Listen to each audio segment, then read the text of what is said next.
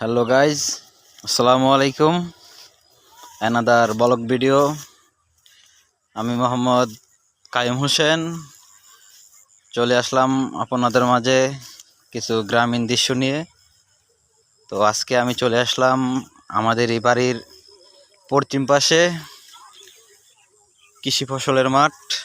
দেখতে পাচ্ছেন ধান ক্ষেত। তো ইতিমধ্যে ধান প্রায় কাটার সময় হয়ে গেছে।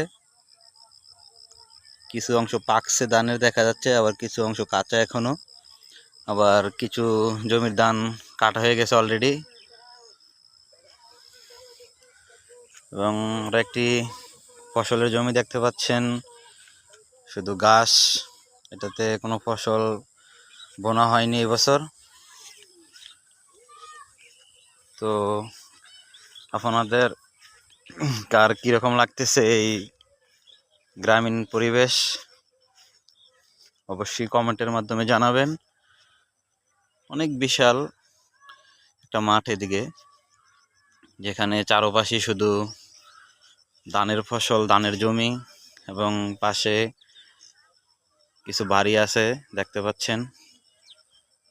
এবং আমাদের বাড়ি আপনার ওই যে দেখা যাচ্ছে এরপরে রাস্তার পাশে।